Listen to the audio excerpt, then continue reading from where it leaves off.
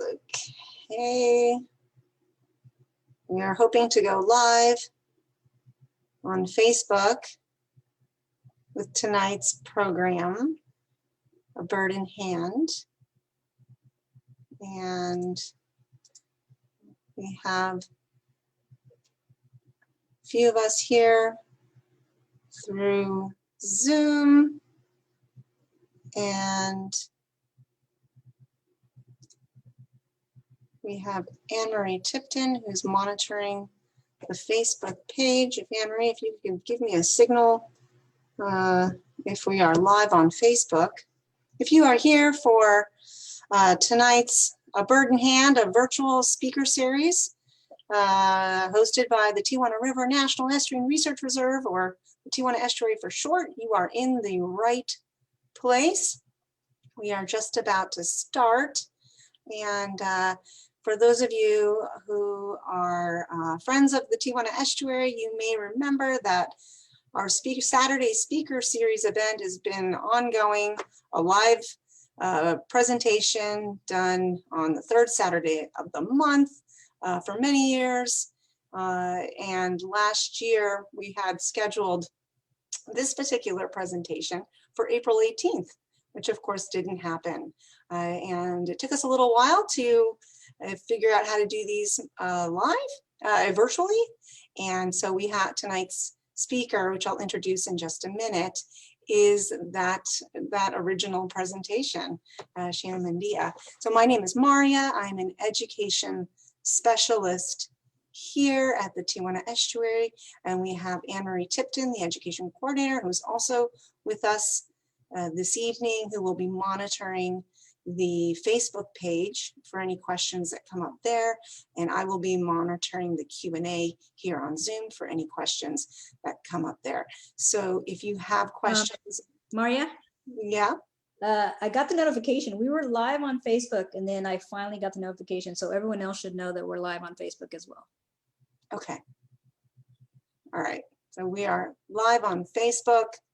I don't know if our audience got this, but if you're here for, help just one more time, if you are here for A Bird in Hand, a virtual speaker series, you're in the right spot. My name is Maria.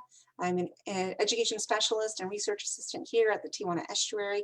We have Anne-Marie Tipton with us, the education coordinator. We will be monitoring questions through Zoom and on Facebook for tonight's presentation. And tonight, this is our first ever virtual version of our long-standing speaker series event that we would do normally in person. And last year on April 18th, we had this particular presentation scheduled for in person, but that didn't happen. So it took us a year, but we were bringing it to you virtually tonight, this evening. And so if you have questions throughout the program, and you can type them in, and we're going to be a little informal here. If it makes sense to interrupt our speaker and ask those questions, we will. If not, there'll be time at the end. And so with that, let me introduce tonight's speaker. This is Shannon Mendia, and she is an ecologist with the United States Geological Survey, who grew up here in San Diego in Spring Valley. She went to Humboldt State, where she got her undergrad and her master's degree, and worked as a biologist, where she worked on the northern spotted owl with the Hoopa Valley tribe. And then she came back to San Diego and after grad school and worked as a research assistant for the San Diego Zoo Institute for Conservation Research, where she monitored snowy plovers and California least terns. And then since 2018, she's been with the United States Geological Survey, USGS, the Western Ecological Research Station, where she manages the neotropical migratory bird monitoring studies at Camp Pendleton and here at the Tijuana River, which is she's going to be speaking about tonight. She also does nest monitoring for the least bell's vireo in the San Luis Rey River. And she comes from an outdoorsy and animal-loving family and was a 4-H kid. And so growing up near the zoo, all of that played a big role in her career. She originally wanted to be an animal trainer and a zookeeper, but then she realized at Humboldt State that she could get directly involved in the research and conservation, the research that guides conservation. So here we are tonight with Shannon Mendia, so please welcome her. All right, Shannon, I'll go for it. Okay. Thanks, Maria, and thank you everyone for being here. Let me figure out where I'm at.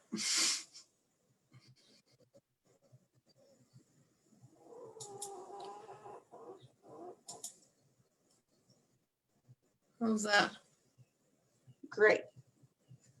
Yep. Okay. All right. So, I'm imagining we're all here with a shared love of nature and the Tijuana River.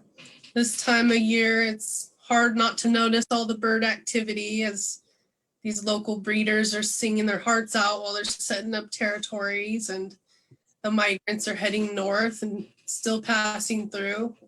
This picture's not my feeder, but if yours are anything like mine, you're refilling them. They're being emptied every day, multiple times a day sometimes, and they're just eating them as fast as I can fill them.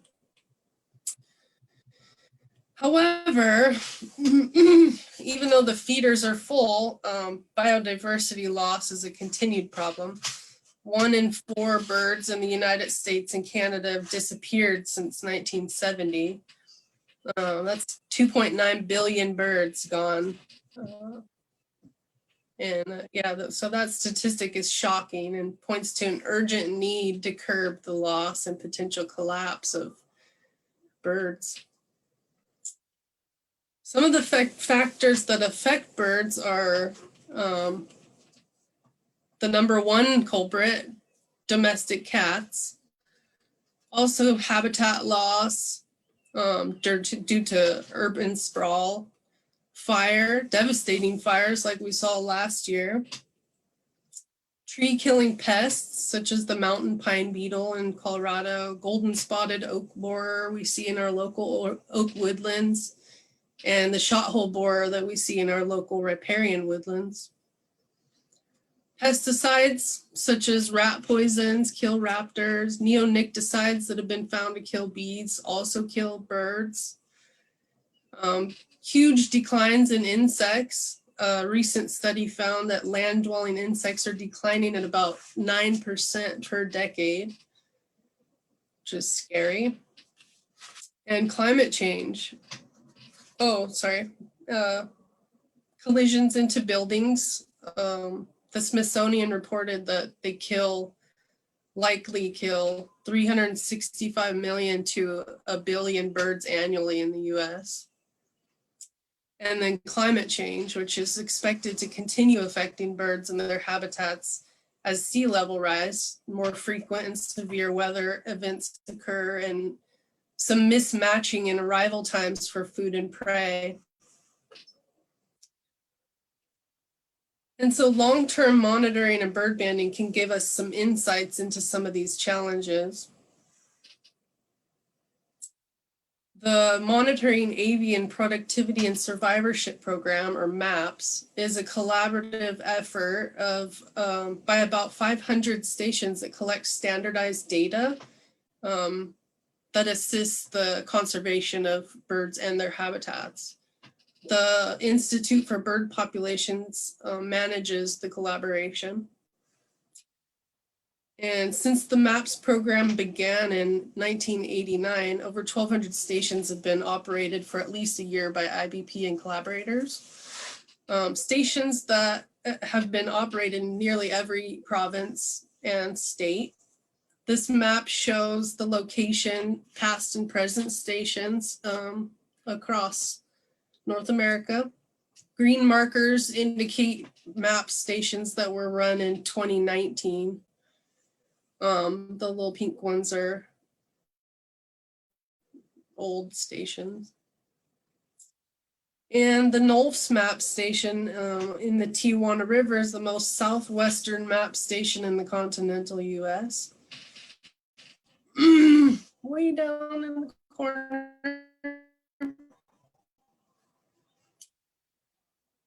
The NOLF map station on the left. And mule fat dominated riparian scrub on the right. There's a little bit of coastal sage scrub like little strip along the trail in there. So what we do is we set up a little centralized location where we take birds to process. And the MAPS protocol requires 10 mist nets to be set up for 6 hours every 10 days throughout the breeding season. So for us, that's April through August. And the mist nets are initially set up in well-used flight paths, places where we know birds use, and parallel to vegetation, so they kind of blend in.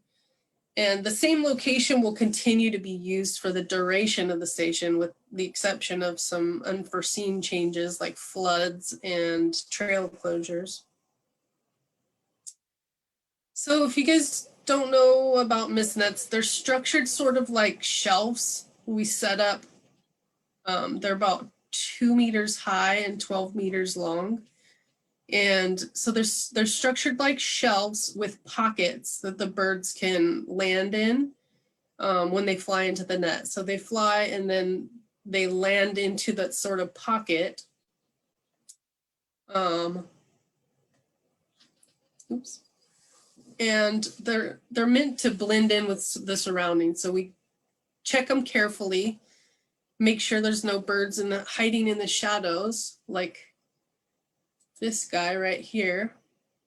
I'm not sure if you can see it with your screens, but they can really blend in. I mean, even us, we sometimes can walk into the nets because they're blending in so well. You can barely even see the thing over here. I've even had a deer walk into the net and just totally demolish the net and just rip right through there. So they blend in pretty good. The birds don't see them for the most part. And then during each 6-hour survey, we check all of the nets every 30 to 40 minutes, depending on weather or wind, heat. And we take all the captured birds back to that central processing location. Every bird checking the nets has been trained in safe bird handling and extraction techniques and has tools to assist in safely removing the birds. When they're removed from the net, they're placed in a cloth bag and carried back to the processing station. Certain species take priority for one reason or another when we get to a net. For example, thrashers thrash around in the net, so we immediately remove them before any others to reduce any injuries they may cause to themselves. They just get in the net and start thrashing around. So if we see a thrasher, we grab them out right away.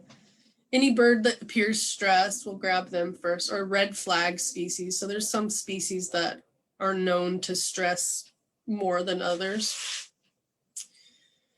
Sometimes net runs can be very active, which is another reason we have skilled extractors and banders. We tend to capture big flocks of bush tits at the NOLF map station. They really like that riparian scrub. They're tiny and feisty little guys. So just look at that little feisty face. So after we check all 10 nets, we take the birds back to the processing station, hang the birds up in a safe spot, and then begin processing. So we have all of our tools set out and ready, waiting for us when we get back. And so just like the extraction, when we start processing, we begin with the red flag species. So some of those birds are hummingbirds. They have really high metabolism, so they need to just constantly be feeding. So they definitely process them as fast as possible, even offer them a little sugar water. Woodpeckers, very high stress. Kinglets, there's small flycatchers, any juvenile that's just out of the nest, or listed species, of course, or any that appear to be stressed or injured. We get those out of the way as soon as possible. And we have a bander's code of ethics. So code number 1 is to handle each bird carefully, gently, quietly, with respect, and in minimum time. So that's really important while we're out there. There are a few grips that we bird banders use to safely process each bird. The bander's grip is the most commonly used. It's a sort of a cage that you put around the bird's body. We also use a fingertip hold for hummingbirds and bush tits, birds that are just too small to collect the data that we need in bander's grip. We use little fingertip hold. We also use the photographer's grip. We use that for exposing the back or wings for better views, or as the name suggests, to get really nice photos. So here's a clip, I'm hoping works, of me processing a male phainopepla. And not only is he adorably singing in my hand,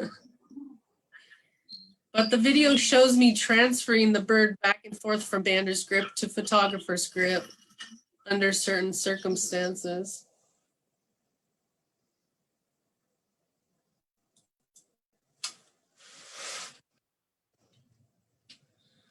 So after we have them at the station, we have them in our hands, we need to identify each bird to species before we do anything else.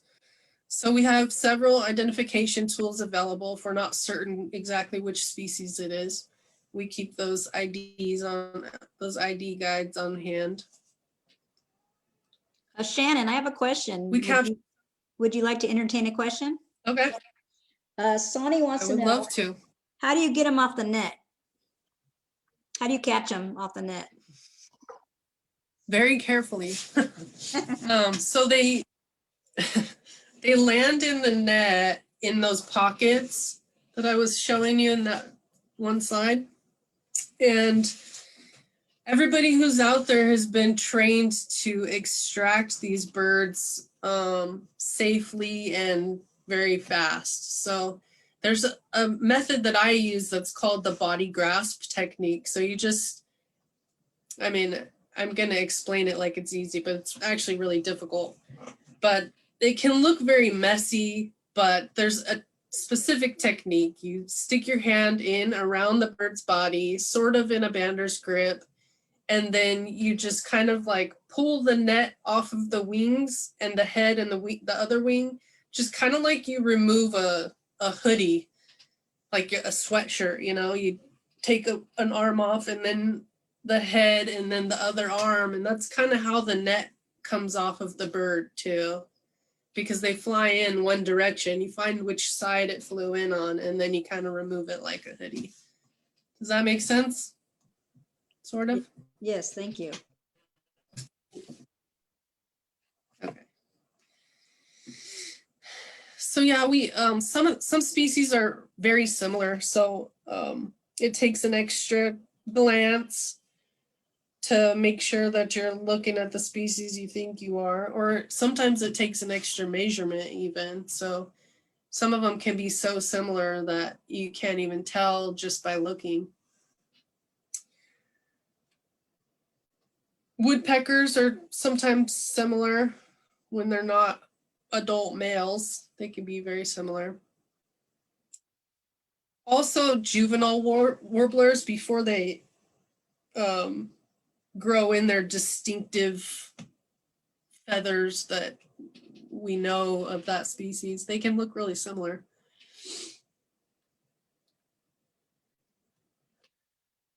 So flycatchers from the genus Empidonax are notoriously difficult to ID. We look at several characters with these guys and take various measurements also to confirm which species it is. Usually we only capture Pacific slope flycatchers at NOLF, but we have captured other similar species.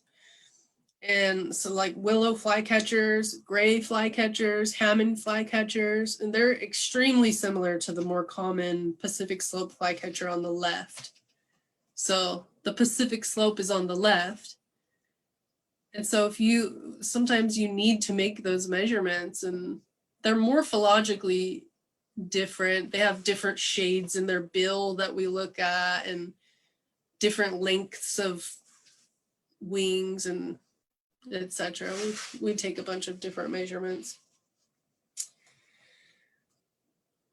We also capture at least 6 hummingbird species at our station, and though we don't mistake the identity of an adult male hummingbird because they have the flashy gorget, immature hummingbirds and females can look very similar. And so we look at various characters and take measurements to aid in their ID, including wing, tail, exposed culmen, which is their bill striations. So they have these lines along their bill when they're young. Their bill is sort of, I guess that's my next slide. Bill striations, and then iridescence in the gorget and crown, feather shapes and patterns, and the retrix, so their tail color and tail feather width. We take a lot of measurements just to see which species some of these are. And so the hummingbird bills, when they're young, they're soft, and they have these striations. So it's like little lines. There's these little lines down the bill that are kind of like, think of them as like little slash marks down the bill when they're young. And then as they age, the bill hardens and then becomes this smooth, more smooth looking. Can you guys see that? It's hard. It's really hard to see in the hand, but sometimes you can get a good picture. Yeah, I can see that, Shannon. Okay, good. So when we look at a young hummingbird's bill, those corrugations will cue us in, like this bird was born this year. So HY, sorry, I'm putting in some acronyms that you might not understand. So HY means hatching year. So that means that this bird was born this year, HY, hatch year, and then AHY is after hatch year. So that means adult.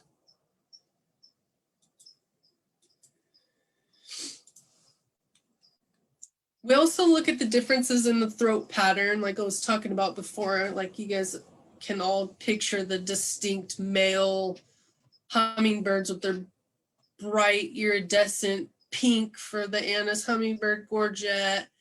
So those are obvious males, adult males.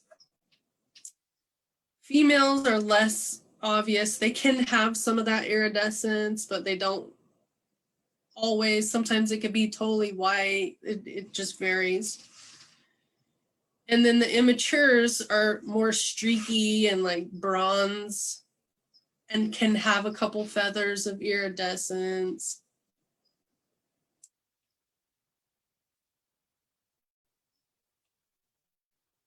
So here's an example of a hummingbird. I hope you guys can see clearly.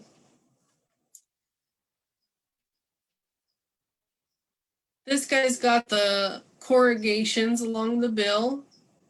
About 70% of his bill has those little corrugations. So we would code him as that B in figure 92. It also has these streaky bronze throat feathers. And it also has buffy feather tips, which is distinct. It's a pretty common character when you are looking at feathers of juvenile birds. Get those little buffy brownish tips to the feathers. So this guy's a hatching year. So this guy was born that year.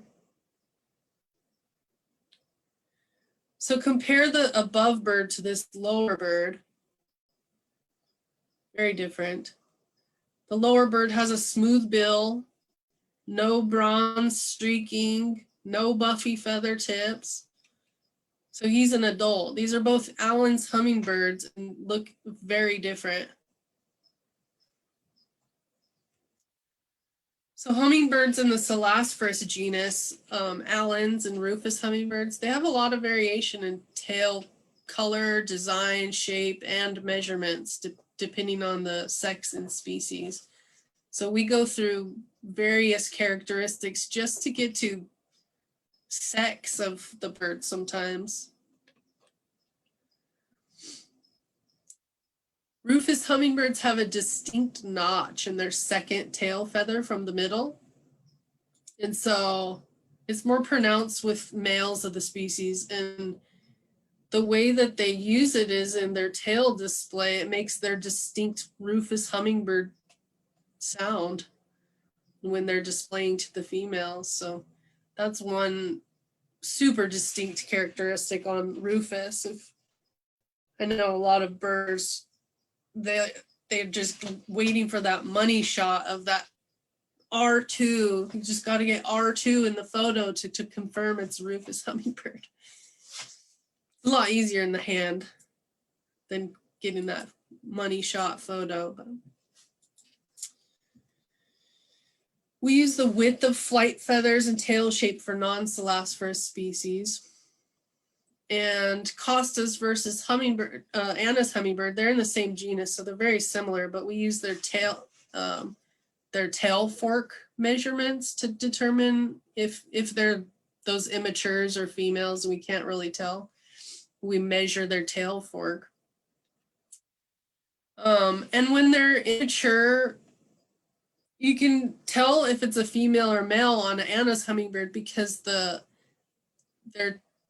rachis, the little vein going up the middle of the feather, on a male, it has this little black, let me try to get that laser back in there. It has this little black line that goes up the rachis. Like you can see it down here, the black. This is a hatch year male, and this is a hatch year female. It doesn't have that black line. So that's one way we can tell male from female young Annas. So with hummingbirds, the devil's in the details, and we use this table and figures to compare the species. And this table and figures are from the Identification Guide to North American Birds, or as we call it, the Pyle Guide. So this biologist, Peter Pyle, he gathered tons of information from thousands of museum specimens to put this bird together. So this is sort of the bird bander's Bible. So once we're confident on the species, we'll flip to the correct species account in this book to hone in further on its age and sex. And more details, a lot of details in that book regarding this specific species molt and different subspecies characteristics. And so it's a great, useful tool. So every bird gets a federal band with a unique number. There are pliers that are made specifically for safely putting bands on birds' legs. So the way that they're structured, they have these like circular parts so that when you close the band, it doesn't crush a bird's leg. And we have different size for different size bands for different size bird legs.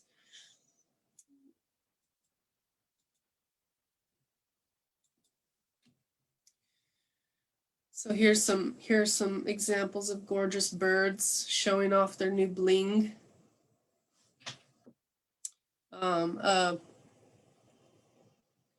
Black-headed grosbeak on the left, a young male, and then a Bullock's oriole female, hooded oriole male, and looks like a female spotted towhee.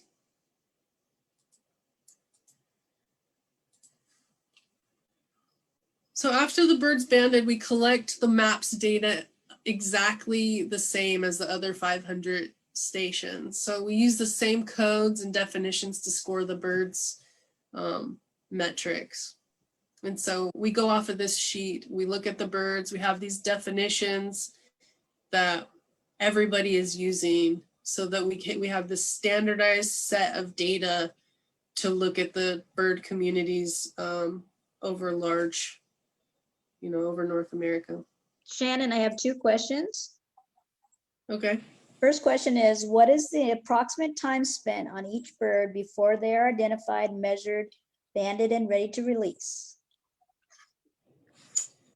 Yeah, great question. Anywhere from 30 seconds to 5 minutes per bird. Great. So the 30 seconds will be something that doesn't have as, something that's very simple, like a song sparrow or a wren tit. Like some species have complete molt cycles, so there's not really any details to look at in the wings. And yeah, some birds are just very quick, 30 seconds. Some birds, like those Empidonax Flycatchers, where we have to measure these different feather differences in this feather to this feather and all this just to get to species. Those can take about 5 minutes. My second question is, how often do you capture recaptures?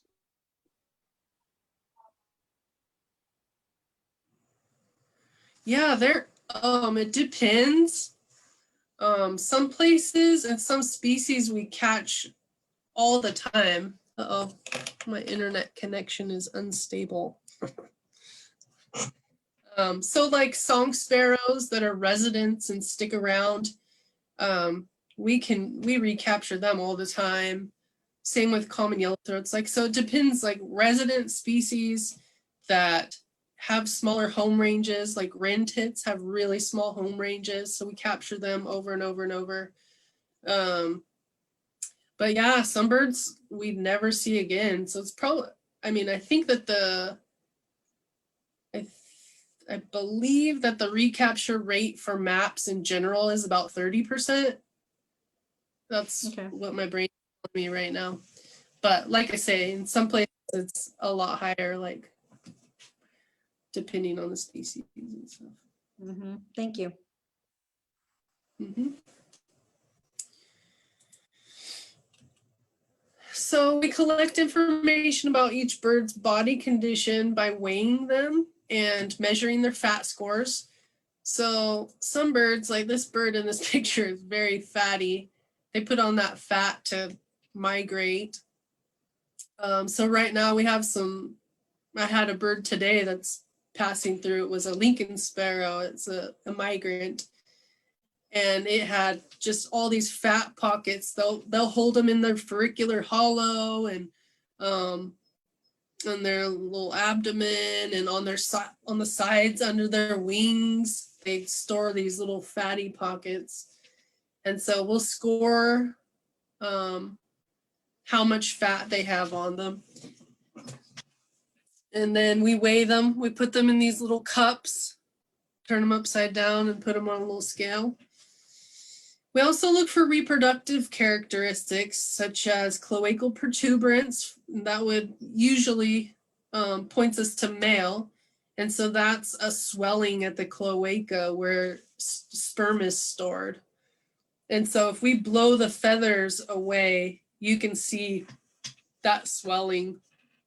And so we score the cloacal protuberance and then brood patch. So brood patch is where the birds drop the feathers. It's fluid filled on the abdomen and breast of birds that's filled with surface blood vessels. And it's used to apply heat to the eggs during incubation. And so this is usually females. Some males will get like a partial brood patch. Some species like woodpeckers, the males get brood patches too. So just depending on species, but usually you can say a brood patch is a female for most species.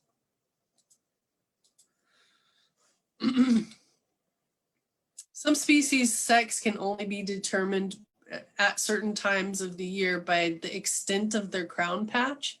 So like right now we have Wilson's warblers migrating through, they're headed north. And they're not yet showing breeding characteristics. So we don't see a cloacal protuberance or a brood patch on these Wilson's warblers. And so what we do is take out the calipers and measure the extent of black on their cap. And the same thing, we do the same thing with orange-crowned warblers that aren't showing those reproductive characteristics.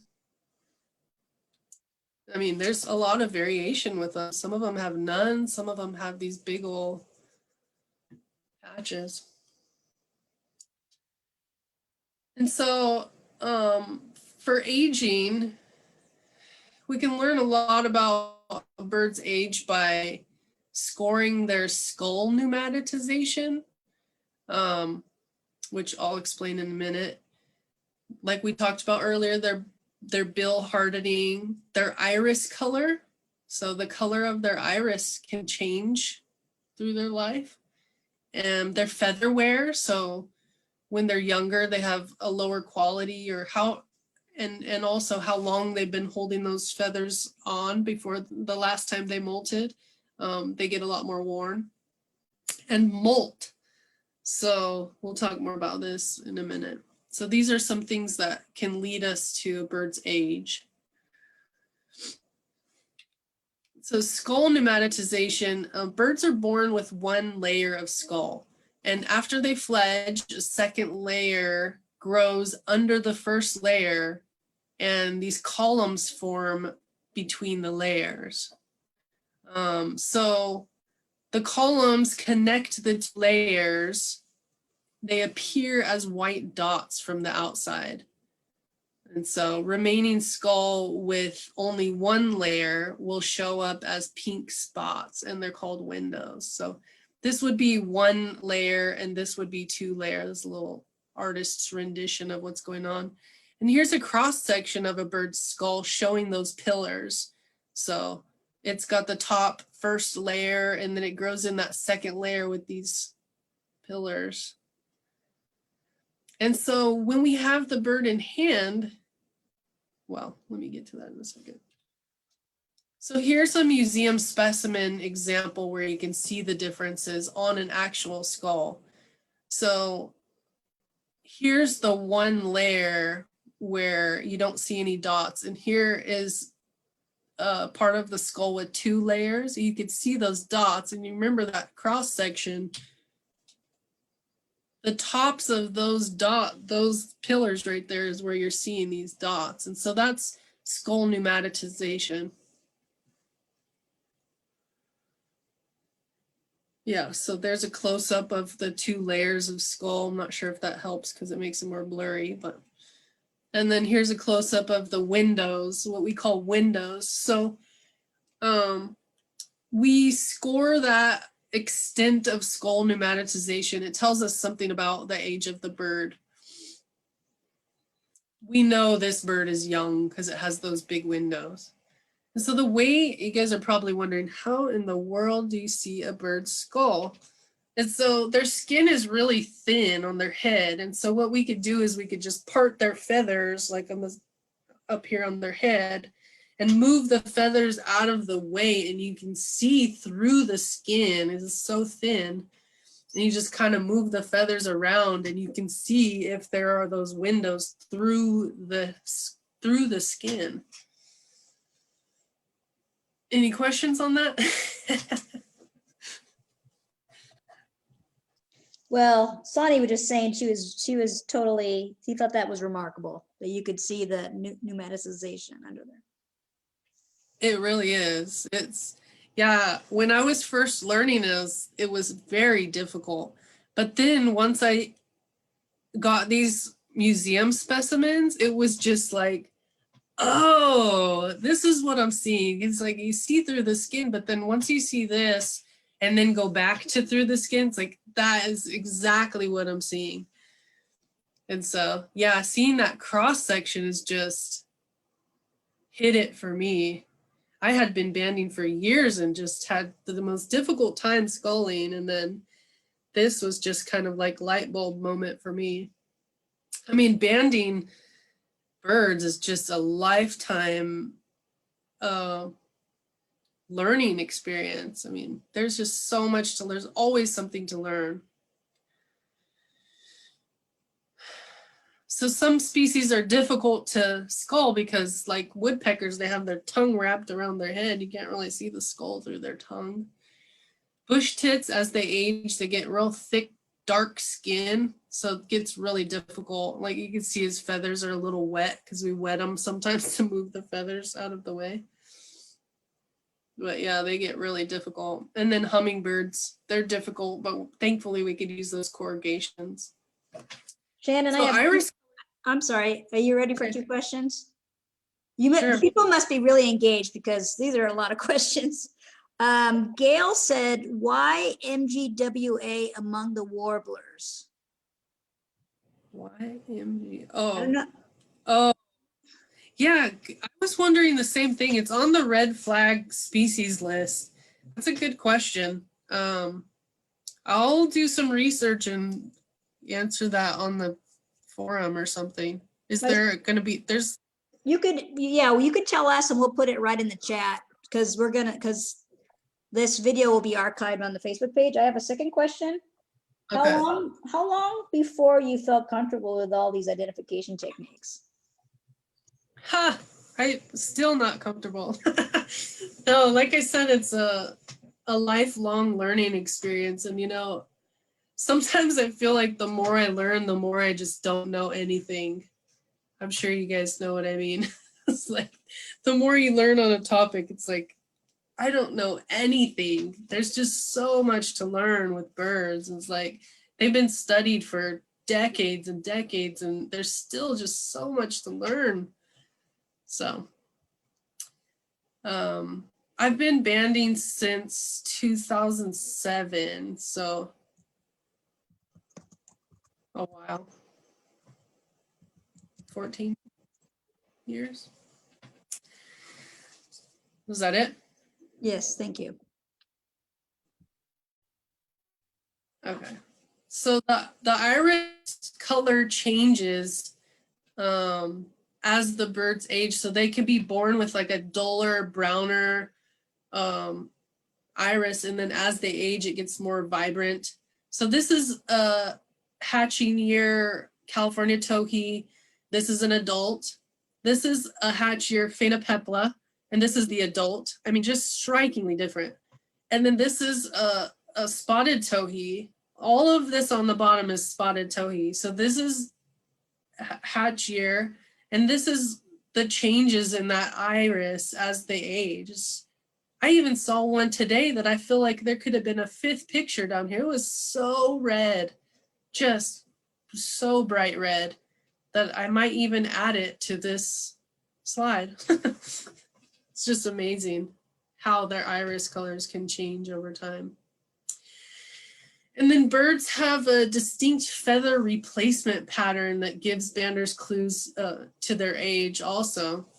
And so thankfully there's a system most birds have. So the feathers are numbered the way that they, in sequence to the way that they molt.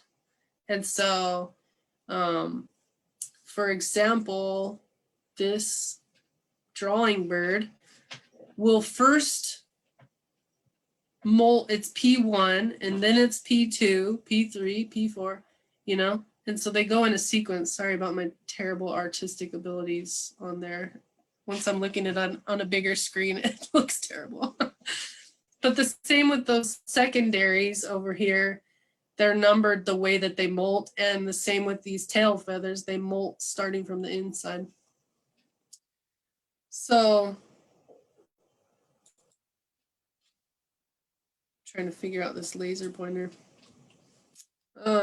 Many species only molt their body feathers and some coverts. So feather coverts, these are the coverts. They're just kind of protective covering over their flight feathers. So in their first year, their first fall, they will only molt like maybe some of their body, their tail, a couple feathers of their tail, and some coverts. But then these others will be left, and they'll be old, they'll be young feathers. And that's where we can see these things we call molt limits. And so that's where we have a break in 2 different generations of feathers. So if I caught this bird, this imaginary bird, in the spring, like right now, and I can see those differences with these juvenile feathers and these older feathers, I would know that this bird was born in the year prior, because when the adult birds will molt all of their feathers. So here's just a little general molt cycle. So they're in the nest, and then they'll molt into their juvenile plumage while they're in the nest. And so this happens super quick while they're in their nest. I'm talking like 2 weeks or so. The birds move away from the vulnerable nest because, I mean, they fledge very fast so that they could get out of that nest, get away from those nest mites, and not be so vulnerable. And so since their feathers grow in super fast, the quality of them is very low. And so then they fledge from their nest and they begin to molt again already. And so when we capture them and they have fledged, they're youngsters, we can see the quality of their feathers is lower. They got the buffy wingtips. They have more pointed feathers, less dense, their barb density. So feather density is a lot lower on younger birds. I'll have to figure out a different way to describe that because that was kind of not very, maybe a better picture for this slide. So this is a basic look at the molt cycle of a Joe bird. We call this Joe bird. So they're in the nest. They go through their pre-juvenile molt, and then that molts them into their juvenile plumage. And then they fledge, and then they start molting again into their pre-formative plumage. And so they go through this molt. Now they're in their formative plumage. Then they go migrate, go to Costa Rica or something. Come back the next spring, they're still in that formative plumage. They breed, and then they molt into their definitive or basic plumage. And so they go through this pre-basic molt and then molt into their basic definitive. The feathers that they'll have, the type of feathers that they'll have for the rest of their life. Go back to Costa Rica, come back, they're in their basic definitive plumage for the rest of their life now. They'll keep replacing it each fall, but after this point in their second fall, after they molt into that basic plumage, all you can say is that it's an adult for most species. Some are unique, like woodpeckers, they can hold, and owls, they can hold on to feathers for a long time. But in this formative plumage, you'll see those molt limits and be able to age them more specifically. Shannon, you might. This is a question trying to understand hybridization and whether or not how often that happens, and have you ever caught a bird that was a hybrid, therefore difficult to ID? I have not, but I know that we have at our map stations. because I go through this breeding bird list that the for Bird Pops gives us, and it's a summary of all the birds that we've detected or captured at each station in the entire time it's been open. And yeah, they've captured hermit Townsend's warbler hybrids. I have not doing misnetting anyway. How often does hybridization happen? That's a great question. I think it depends on the species and situation. I don't know much about hybridization other than with spotted owls, and there was nearly none where I worked, but then they started doing this program where they were removing barred owls, and so then the barred owls became rare. And then barred owls and spotted owls started hybridizing. So I think it was just a circumstantial. So yeah, I'm the wrong person. Sorry about that. All right, thank you. Not my expertise. Okay. Shannon, I have a question related to molting. So once they're in their formative plumage, even if they're the molt seasonally for different breeding colors and winter colors, those are still the same quality feather, so to speak? Yeah, so that you're talking about alternate plumage, and it's not shown in this figure here.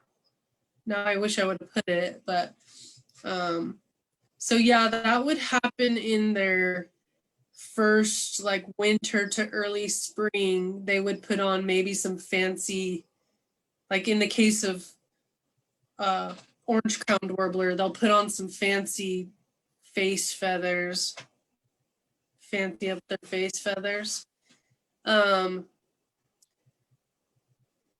if they're a lower quality, that's a great question. Like, would I know just by the alternate feathers if it was young? I don't think so, because I'm looking at these young juvenile flight feathers, you know? Mm. So, like, the way that I would know this bird is young would not be by its alternate feathers, if that makes sense. It would be by seeing that difference in those juvenile and formative feathers here. Okay, got it. Does that make sense? Yeah. Kind of? Yeah. Shannon, there, keep on coming. Do you want to wait? Okay. This is about where is the data stored? Do you want to wait till you're done to cover that? Yeah. Okay, Let's wait. One. so I'll remind you if you forget. Okay. Is that it? Was that the only one? Yeah. Okay. Okay. So this time of year, I am just all I can think of it. I eat, sleep, dream feathers, wings. I just constantly. Like this little section of feathers is in my head at work, in my dreams. So enjoy these diverse wings with me here for a bit. So this is a Leasbell's vireo wing. Hooded oriole, little youngster. They're just so different. The morphology of these species, like look at my finger in comparison to these birds. Oops, I'm going up. Okay, hooded oriole, Pacific slope flycatcher, yellow-breasted chat. Yellow-breasted chats are super interesting. They do this, what's called eccentric molt, where they don't, in their first year when they're molting, sometimes they'll molt some primaries and they don't start from P1, they start from P9, 8, 7, 6, 5. So P5 was replaced, P6, P7, P8, P9. And so you can see this just, I mean, look at this feather compared to this feather. That's a beautiful molt limit. Very clear, clear as day. Very nice to see those kinds of molt limits. Just like, yes, you're a second year bird. Okay, So we like chats. Yellow warbler, lesser goldfinch. Lesser goldfinch do the same thing with those eccentric molts. So you can see there's that molt limit right here. And these guys even, you can see a difference in the length of this white wing patch from this younger juvenile feather. It's a lot shorter wing patch. And the formative flight feather is longer. That's something that we can measure with the caliper too. Like if it bolted them all, there's differences in the length of that wing patch from adult and young birds. And so here's an example of the woodpecker that will retain feathers throughout its life. So some, like you could have a 4-year-old bird that's, that because it still retained its juvenile feathers. So they're pretty interesting. And owls do the same thing. So right now we're getting a lot of migrant warblers. So I had to show you the beautiful warblers. In the upper left, we have black-throated gray warbler, and then Townsend's warbler, McGillivray's warbler, Nashville warbler, and the honorable mention vagrant that we had last year, the hooded warbler. That was a very exciting day. Called a hooded warbler. I'd never seen one in my life. I was like, that is a weird looking Wilson's warbler. And then once I got to it, I was like, oh my goodness. Vagrant. This isn't even their migration path. It just showed up. And then some resident species that we catch on the upper left is the Lawrence's goldfinch, common ground dove, Hutton's vireo, house finch, and house wren. I got confused because when I was looking at the house wren, the one that nests on my porch just sang. And then we also, there's an exotic species that's just fantastic. Look at this guy. This is a black-throated magpie jay. It is just fantastic. And he ended up in my net. And so that was a pretty special day. We see him flying around every now and again at NOLF, but to catch him in the net was pretty awesome.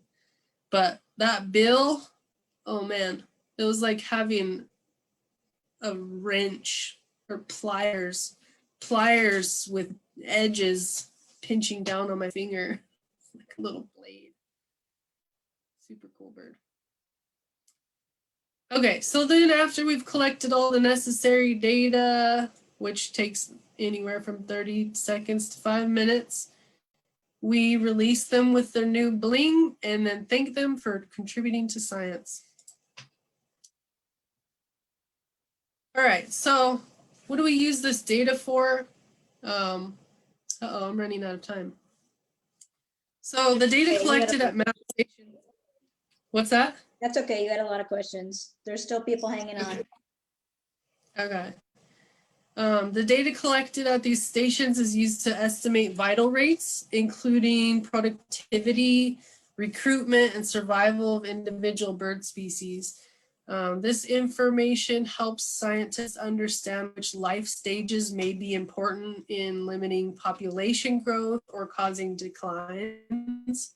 And you saw how we can figure out what their ages are.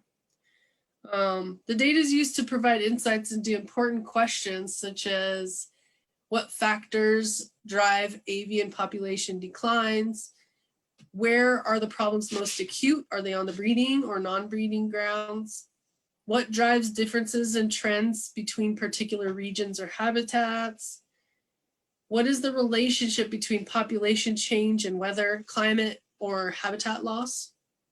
And what could we do to reverse the declines?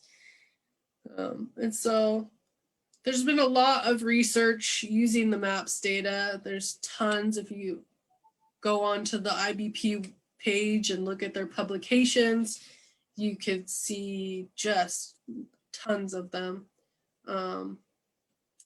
And so this is a recently published study that we're helping with. We collected blood from every yellow warbler that we captured last year, and we're going to be doing that this year too. We just haven't captured one yet.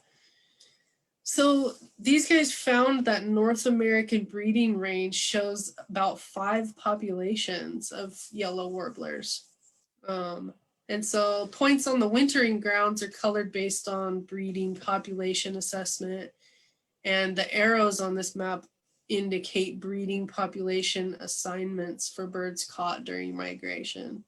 So it's really cool to see the data that we were collecting. You know, we collect the blood from each yellow warbler that we're already processing, and then see where the migratory connectivity comes in.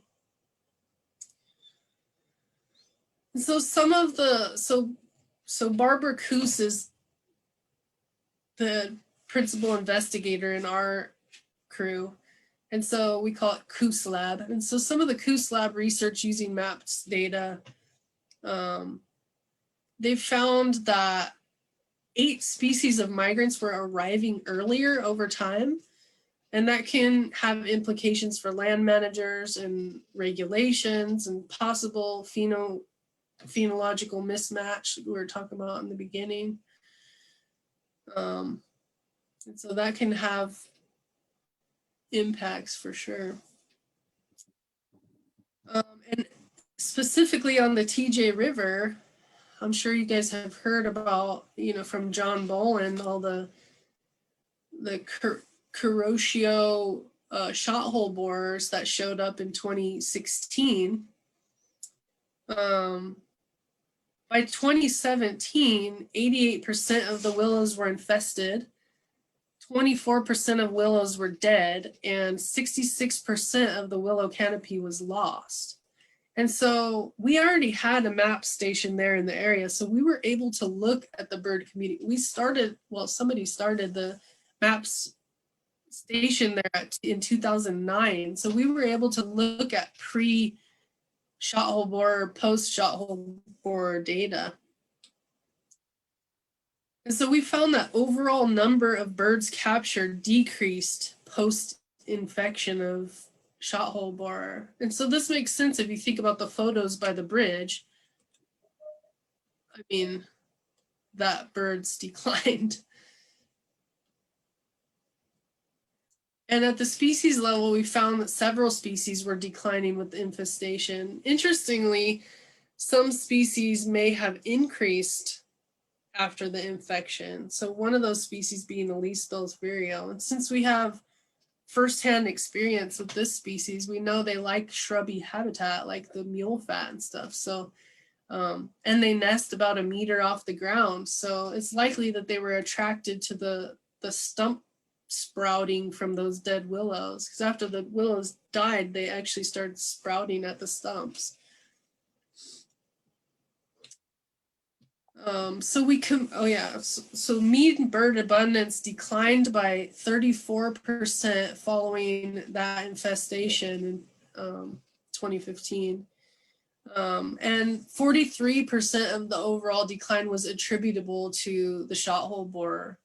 And so we compared our findings at TJ to the bird community on Camp Pendleton, where we also monitor, and the shot hole borer hadn't showed up yet. And so that effect on the shot hole borer varied among species. And so 80% of species declined at TJ relative to the Santa Margarita on Camp Pendleton.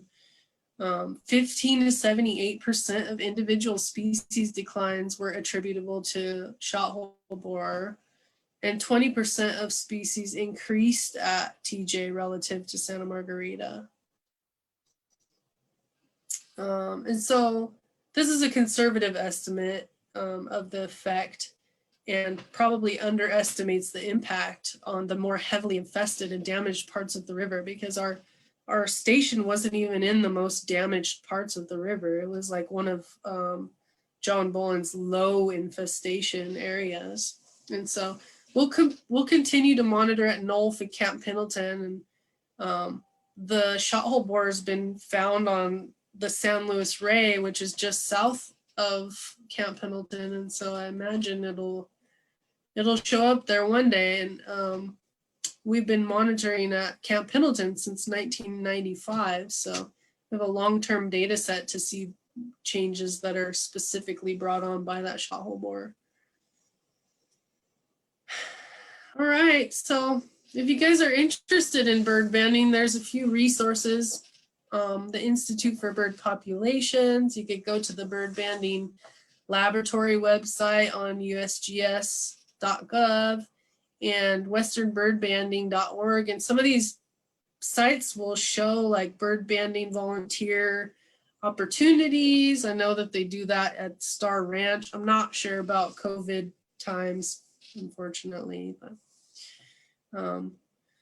thanks again for being here. Does anybody have any more questions?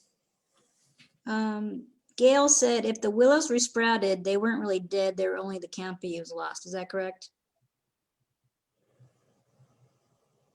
No. Some of the willows really died all the way. Yeah. And so he was showing us diagrams, drawings of how the tree died, and then it would grow up. It was like kind of using the dead tree as like a support to grow a new clone. It was like a clone, he said. Wow. That's the extent of my knowledge on that, though. there has been regrowth of a lot of that area, though, because Barb wanted to know that. There is recovery, though, right, of the willows? Yeah. And Barb also said, I love the excitement you have for your contribution to science. Oh, thank you. Any other questions, everybody? Before we wrap up? If you do have questions, you could always type them in later and we could email Shannon if that's okay with you, Shannon. Yeah, great. Yeah. No problem. And we will add captions to this, to the video, and we will post it on our YouTube channel as well, as we've been doing for all of our Facebook Live events. So thank you, Shannon. That was awesome. And I bugged Shannon a little bit because I hear it's very exciting to go and see this. And before COVID, sometimes there were opportunities to go and witness this and be a part of it. I know some staff have had opportunities to go and see what they do, and they've raved about the work that is done there. So, but you got to get up early. Very early. There. Yeah, so COVID is unfortunate because I love to teach about this stuff, you know. I love having groups of people, groups of students out. I love to teach people about this stuff. So this COVID is really a bummer. Well, we really appreciate you staying up late. I think this is probably a little bit close to or past your bedtime, possibly. Yeah, it's bedtime. I've got to get up and monitor Vireos in the morning, so. All right, well, thank you very, very much. And we really appreciate it. I'm so glad we finally got to hear from you, even though it took a year. Yeah, no problem. All right, I'll talk to you soon. Okay, thanks everyone, and everyone have a great evening. Thanks.